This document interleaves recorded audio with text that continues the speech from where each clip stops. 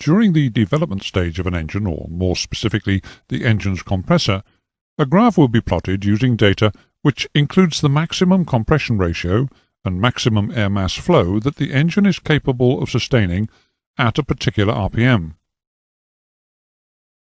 A line is drawn which connects points on the graph which equate to the maximum compression ratio and maximum air mass flow at a number of different RPMs.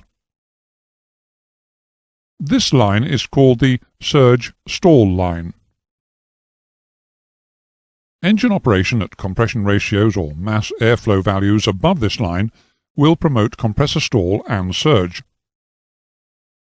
A line is also drawn connecting points on the graph where the engine is operating at RPMs where the compression ratio and the air mass are proportionally matched. This is called the normal operating line. There is a zone between the stall surge line and the normal operating line which is called the stall margin zone. This zone allows for the compressor efficiency reducing throughout its working life, and the inevitable fluctuations which occur in the atmosphere and in the engine fuel system management. Every compressor has an optimum operating point on the normal operating line, which represents just one particular compression ratio, compressor speed, and air mass flow. The optimum point is called the design point. Ideally, the design point occurs on the graph where the engine will spend most of its service life, that is, at cruising speed at altitude. An engine operating at compression ratios, mass airflows, and RPMs that fall below the normal operating line will be operating below its normal efficiency.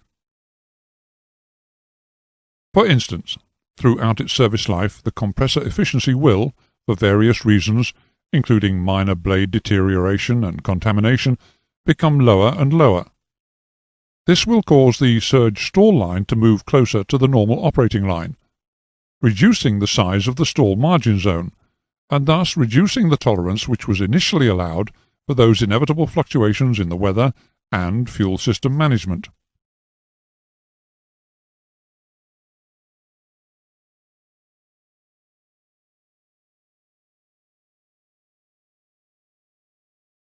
This picture shows the basic methods of construction which are commonly used in compressor assembly. The rotor shaft is supported in bearings and is coupled to the turbine shaft in a manner that will allow minor variations in alignment to be catered for.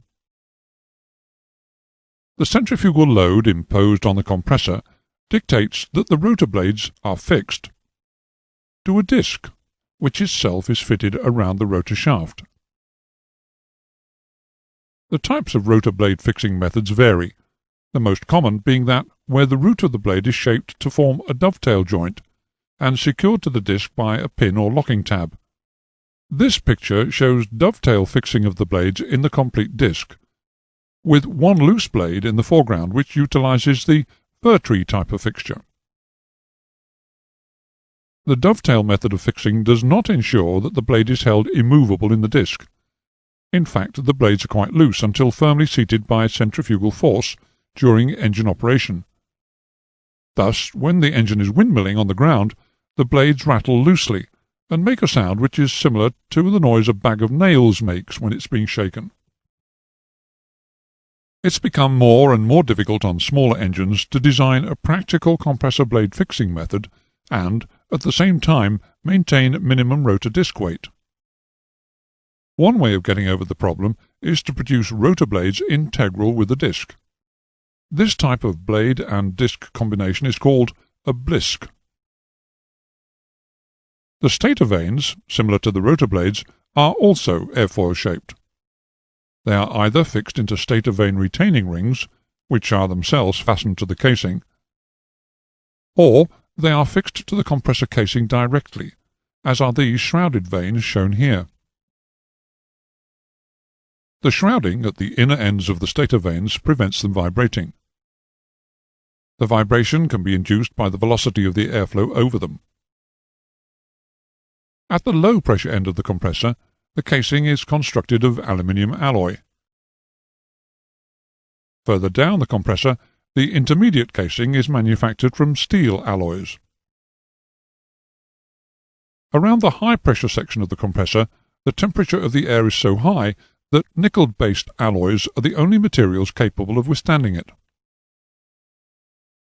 The rotor blades are of airfoil section and are normally made from nickel alloys.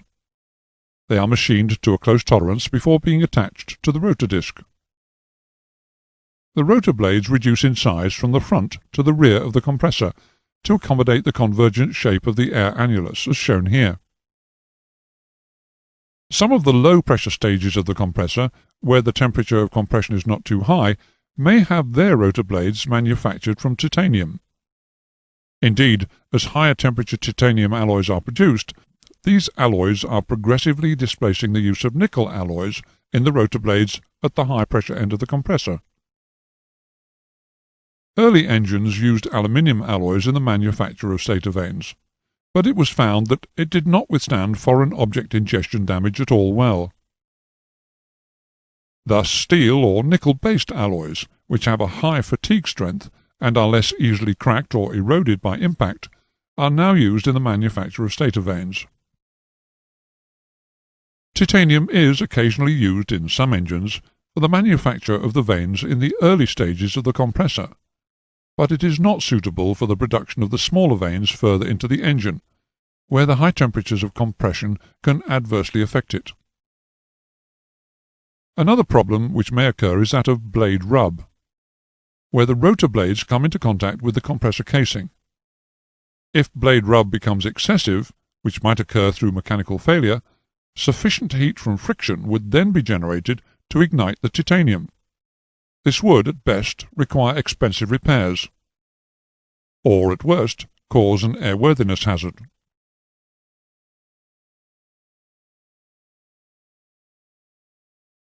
The high bypass ratio engine's LP compressor blades, more commonly known as the fan blades, were manufactured in early engines from solid titanium, because titanium combines the properties of strength and lightness.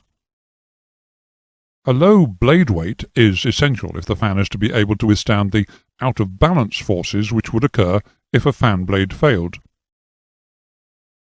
Despite the enormous strength of titanium, the fan blades had to have a snubber incorporated into their design.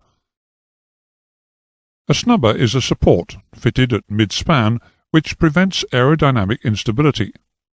Unfortunately, it also adds weight, and particularly when two of them are required, as shown in this picture, they interfere with the supersonic flow characteristics of the air at the extremities of the blade. Experiments with new materials, particularly carbon fibre, were carried out, but its flexibility greatly reduced its effectiveness, and its use has largely been discontinued.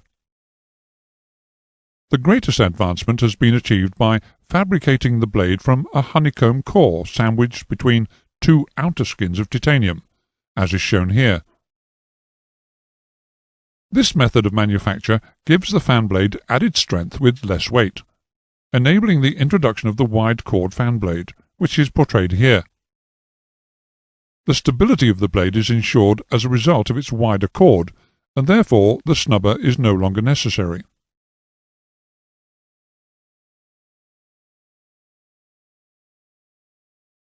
Accumulation of contaminants in both the compressor and the turbine section of the engine reduces the efficiency of the unit.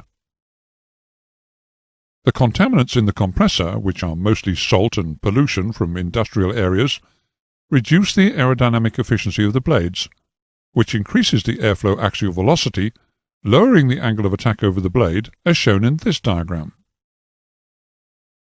In the turbine, the contamination takes the form of sulfidation, which is a build-up of sulfur deposits from the burning fuel. Sulfidation destroys the aerodynamic shape of the turbine blades and the nozzle guide vanes, and will, over a period of time, erode their surface finish. If the major cause of contamination is salt ingestion, as might be the case with an aircraft which flies for long periods low over the sea, like this US Coast Guard C-130, then a timely rinsing of the compressor with fresh water can avoid use of harsher treatment which otherwise would be required. A compressor rinse can be carried out either while motoring the engine over on the starter or while running the engine at idle speed. This procedure is known as a desalination wash. This picture shows the setup required for washing an engine on another C-130 aircraft. The wastewater in this particular circumstance contains a percentage of cadmium, hence the requirement for a container for the wastewater. If the contamination has reached the stage where a desalination wash is not sufficient, then the application of an emulsion-type surface cleaner may be necessary. The cleaner may be a mixture of kerosene and water, or either solvent-based or aqueous-based cleaner. These are sprayed into the engine intake under the same conditions as the desalination wash. This procedure is known as a performance recovery wash. The turbine can also benefit from a performance recovery wash. For some engines, frequent applications of the emulsion cleaner may justify an extension of their service life. A more vigorous treatment, perhaps more applicable to centrifugal compressor engines, is that of the injection of an abrasive grit into the engine intake while it's running at an idle power setting. The grit takes the form of broken walnut shells. The Americans use the broken stones from apricots. Unfortunately, because the grit is mostly burnt in the combustion chambers, this method does not clean the turbine components as efficiently as does the performance recovery wash. This concludes the lesson on compressors.